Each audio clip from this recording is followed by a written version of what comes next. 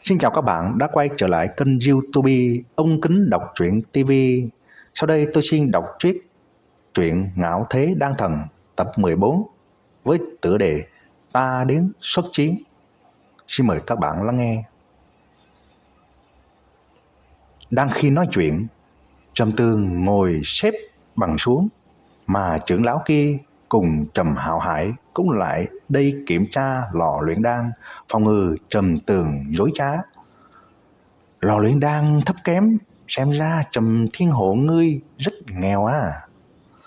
Trầm Hạo Hải kia cười khẩy nói, ai cũng biết tiền của Trầm Thiên Hộ đều dùng ở trên người Trầm Tường.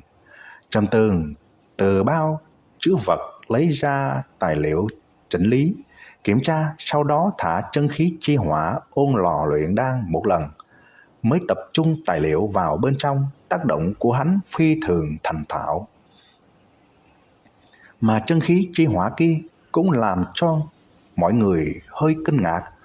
Tuy rằng rất nhiều người có thể thông qua tu luyện một ít võ công ở thời điểm công kích thả ra hỏa diễm, nhưng chút hỏa diễm này chỉ là ở thời điểm công kích mới có thể thả ra, bình thường không thể trưởng khống như Trầm Tường, trừ khi tu luyện một ít công pháp khống hỏa.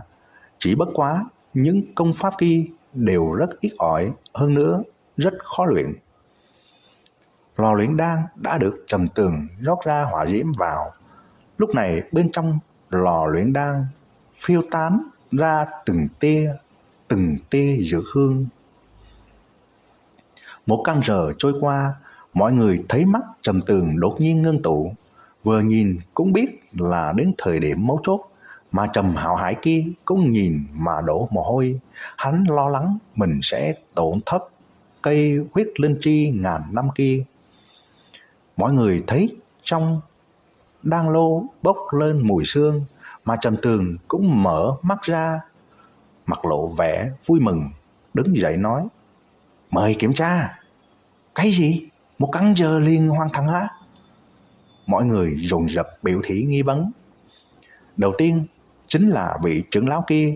Tuy rằng hắn không thể luyện đan, nhưng hắn lại biết rất rõ đối với quá trình luyện đan. Vừa nãy hắn vẫn tỉ mỉ nhìn Trầm Tường, biết Trầm Tường đối với luyện đan có cơ sở nhất định.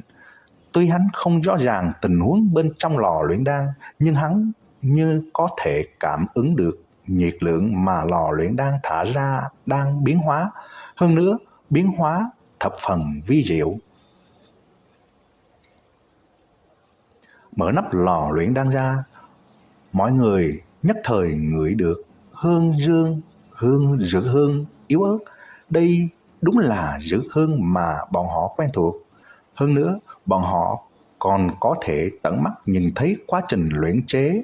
Khi bọn hắn nhìn thấy trưởng lão kia lấy ra 5 hạt tôi thể đan trắng như tuyết ra, đều không khỏi kinh hô lên. Ồ, chuyện này ta nhìn lầm hay rồi sao? Hắn mới 16 tuổi liền luyện chế ra tôi thể đan, điều này thật là sự là quá thiên tài rồi. Một người kinh quát lên. Xem ra tôi thể đan này so với chúng ta bình thường ăn được còn tốt hơn.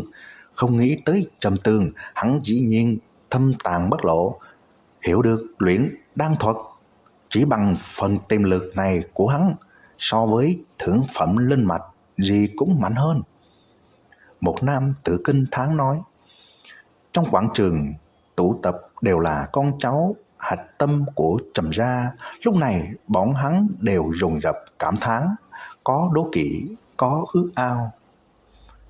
Mà Trầm Hạo Hải kia đang khiếp sợ, đồng thời lại đau lòng, phẫn nộ. Sắc mặt hắn rất khó nhìn, bởi vì hắn tổn thất một cây huyết linh chi ngàn năm, cầm bán đấu giá, đây chính là có thể bán rất nhiều tiền a. Hai tay Trầm gia trưởng lão run rẩy một ít, hai mắt trừng lớn, nhìn tôi thể đan trắng như tuyết trong tay, thì thào nói, Trầm gia rốt cuộc đã có luyện đan sư. Trầm gia rốt cuộc có luyện đan sư. Một câu đơn giản như vậy lại làm cho mọi người Trầm Gia sôi trào lên. Phải biết bởi vì Trầm Gia không có luyện đan sư, điều này tìm rất nhiều tiền đi mua từ người khác, đồng thời cũng thường thường bị một ít võ đạo thế gia lợi hại cười nhạo. Mà bây giờ Trầm Gia có luyện đan sư, hơn nữa còn là rất trẻ, không lâu sau đó trở thành luyện đan tông sư cũng không khó. Trầm Hạo Hải, nguyện đánh cược chịu thua chưa? Trầm Thiên Hổ cười nói. Trầm Hạo Hải rất đố kỵ, lại đau lòng lấy ra một cây huyết linh chi, huyết rồng, huyết hồng đưa cho Trầm Tường. Lúc này người Trầm Gia căn bản không dám khinh thị Trầm Tường, dù sao người ta là luyện đan sư, hơn nữa mới 16 tuổi, lúc này đã có rất nhiều thiếu nữ đưa mỹ nhãn cho Trầm Tường. Bên trong Trầm Gia có rất nhiều thiếu nữ tuổi trẻ đều dùng ánh mắt hừng hực nhìn Trầm Tường, làm một ít thiếu niên đố kỵ muốn chết. Trầm Tường đối với chuyện này một mực làm như không thấy. Hắn nhớ tới lúc trước, thời điểm những người này thấy hắn đều sẽ không thể thiếu vài câu châm tọc.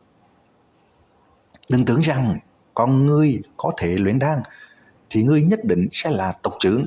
Làm tộc trưởng vẫn là phải có thực lực. Trầm Hạo Hải lạnh lùng nói. Nhưng vào lúc này, hai trung niên tranh đoạt vị trí tộc trưởng cùng Trầm Thiên Hổ tuyên bố rời khỏi. Bọn họ thấy Trầm Tường 16 tuổi liền có thể luyện chế ra đan dược phàm cấp hạ phẩm, sau đó có thể nói là tiền đồ vô lượng, đắc tội một luyện đan sư không phải là cách làm sáng suốt.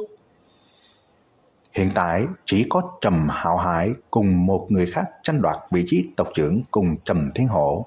Trầm Hạo Hải nói, Trầm Thiên Hổ, chỉ cần ngươi đánh thắng được huynh đệ chúng ta, vị trí tộc trưởng sẽ là của ngươi. Trầm Thiên Hổ híp híp mắt nói rằng, đây cũng là ngươi sẽ nói. Cùng đi hay là từng cái đến? Trầm Thiên Hổ lại muốn một người đối chiến huynh đệ Trầm Hạo Hải. Có phần thực lực này quả thực có thể phục chúng. Đơn đả độc đấu, bằng không thể phục nhân. Trầm Hạo Hải nói, người xung quanh đã lui lại. Trầm Thiên Hổ nói, vậy liền bắt đầu đi, tốc chiến tốc thắng. Tất cả mọi người dồn dập lùi về phía sau. Phàm võ cảnh 7 tầng đại chiến, sức mạnh bùng lên là phi thường khủng bố. Sau khi mọi người thối lui đến bên cạnh quảng trường, Trầm Thiên Hổ cùng Trầm Hạo Hải đồng thời bắt đầu động. Hai người đều dùng tốc độ nhanh nhất, chỉ là trong nháy mắt. Bàn tay hai người liền đụng vào, chăm chú kề nhau. Bọn họ là đang đối chưởng chân khí tranh tài. Cả người Trầm Hạo Hải đầy chân khí nóng rực, nhưng bên trong người Trầm Thiên Hổ lại không có bất cứ động tĩnh gì, chỉ là bắp thịt trên người hắn đều nổ lên gân xanh dữ tợn, có thể thấy được chân khí điên cuồng phun trào ở bên trong. Bàn tay hai người kề sát, ngưng mắt đối diện, thần tình nghiêm túc, mà toàn bộ quảng trường dĩ nhiên khẽ rung lên. Địa phương bọn họ đứng càng vỡ vụn rất nhiều đá vụn, từng đợt khí lưu cuồng bão cũng hướng về tứ phương thổi đi, quất lên các bụi.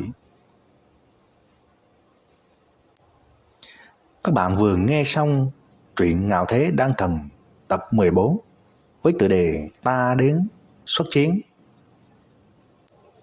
Ở video tiếp theo, tôi xin đọc tiếp truyện Ngạo Thế Đan Thần với tập 15 với tựa đề Ta Đến Xuất Chiến phần 2. Xin mời các bạn chú ý lắng nghe. Cảm ơn các bạn đã theo dõi.